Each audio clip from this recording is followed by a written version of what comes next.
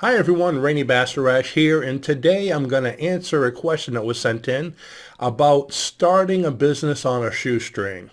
So let me go ahead and read the question sent in by Chris. It says, what about starting up a hypnotherapy practice on a shoestring budget with limited time constraints? I'm very interested in the profession, but so far it's been more of a hobby than anything else. I work 40 hours a week and would love to develop a thriving part-time practice, but don't have access to office space due to financial restrictions. I'm also unable to work from home because of lack of space, a toddler, and a very noisy house dog. As a seasoned professional, what would you do in my situation? Chris.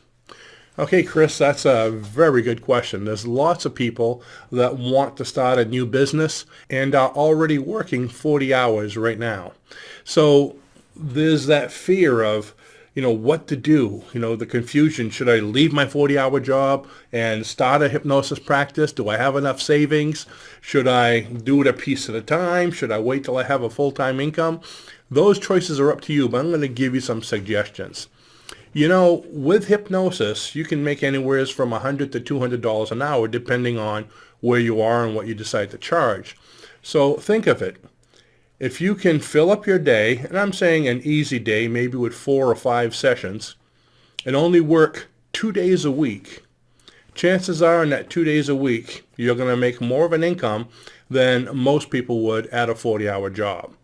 So my suggestion is, rather than leaving your job and starting something brand new, is to keep your job right now. I mean, why not play it safe and take maybe 1 or 2 days a week and fill those up. So let's say you work, I don't know, Monday through Friday. You still have the weekend, so you could probably do maybe every Saturday.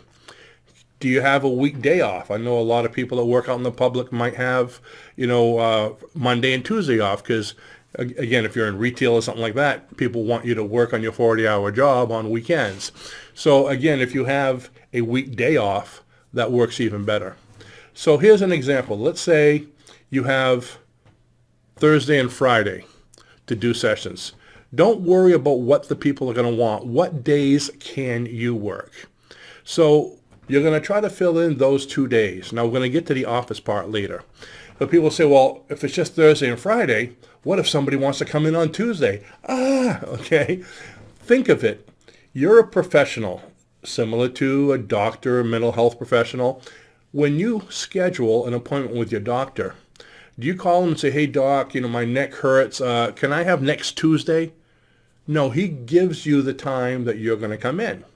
So when somebody calls and says, hey, I want to see you to quit smoking, you say, great, I have 1 o'clock this Thursday or 2 o'clock Friday. Which is best for you?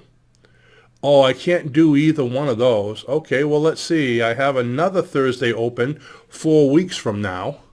You see what I mean? You can start pushing it off to the next one, or the next one, or the next one.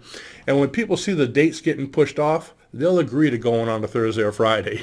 They're not going to say, oh, can I come in on Tuesday? You're booked. They don't need to know you're working another job. So choose the days that you want and fill those up. I like to go an hour and a half to 2 hours apart. This way you figure the entire session, the intro, the pre-session and everything takes about probably an hour, sometimes a little less once you get really well, good at it. So giving yourself an hour and a half to 2 hours gives you, a half an hour, 3/4 of an hour to unwind and prepare for the next session. So now the important part. How do I get an office if I can't afford one? Well, there's a couple things you can do there. One of my favorite ones is to share an office with a professional. Now, what kind of professional? You can share an office with, a chiropractor, counselors, mental health professionals, maybe a coach, like a success coach, even doctors. So there's a lot of people out there who have professional offices that might want to share it or might have it empty for a day or two here and there. Or you might know of someone, a doctor, who has an empty room. So ask them if you can share. Here's an example of what I did when I first started out, and what I'm talking about 20 years ago. What I did is initially I was working from my home, but I wanted to find something a little better because I was in a small town. So I did a search on Craigslist, and I would suggest you do this.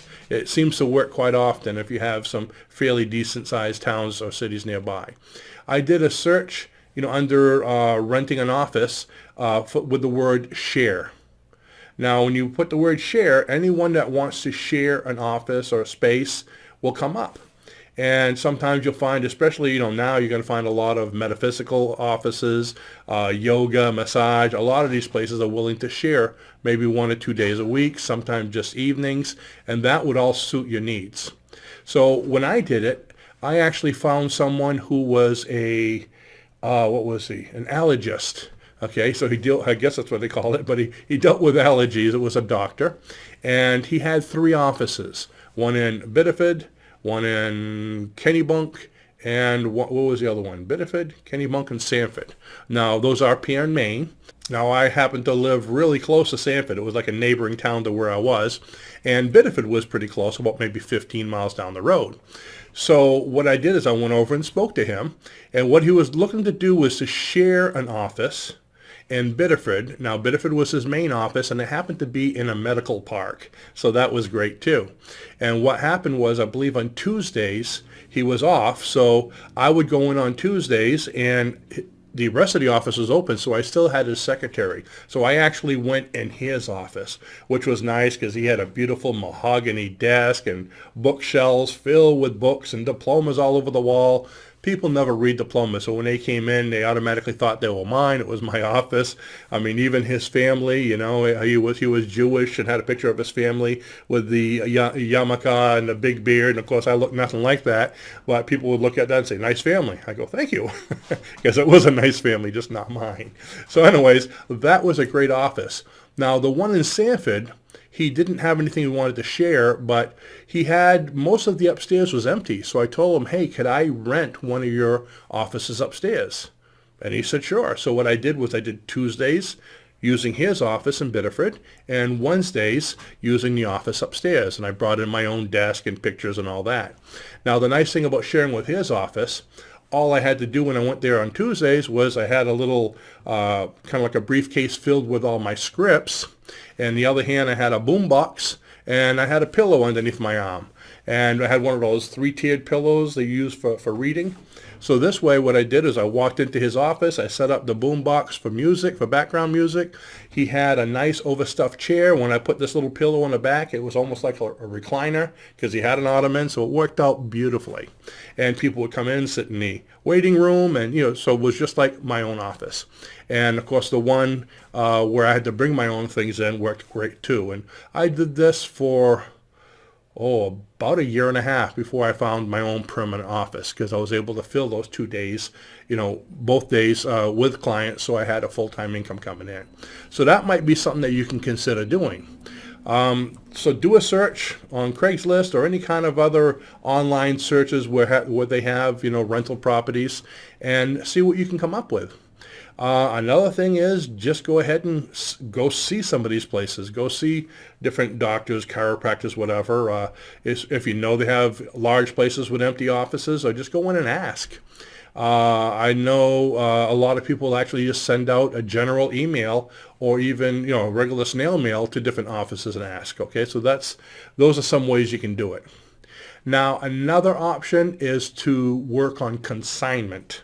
What do I mean by that? Go to some of these metaphysical shops, and you'll see there's a lot of them that have, they sell metaphysical books and, tarot decks and jewels and all these kind of things.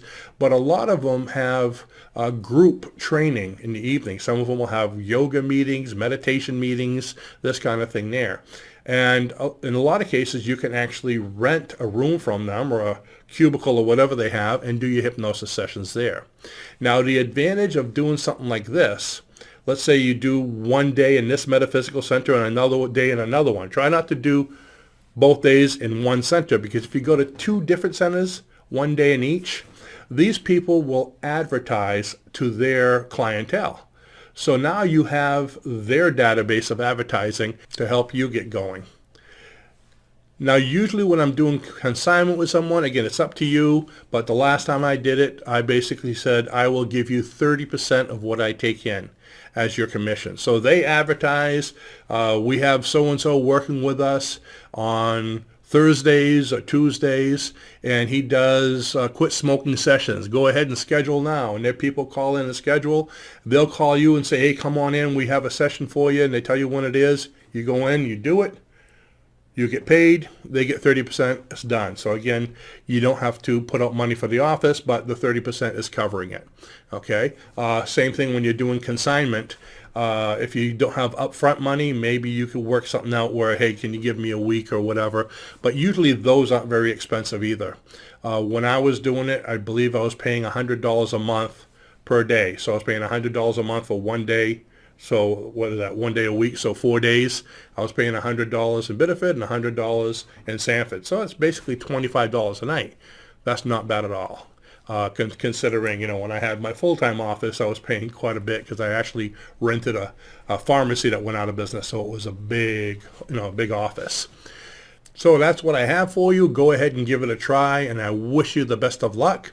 If any of you out there watching this have other ideas of ways you can get this going, get an office started on a shoestring, please go ahead and let us know your ideas and put something in the comments below so we can share it with people. This way people can come back later on to see if any new ideas came up. And I'd love for you to share this video with those that you know that are starting out in business. And don't forget to subscribe. Thanks a lot and have a great day. Bye-bye.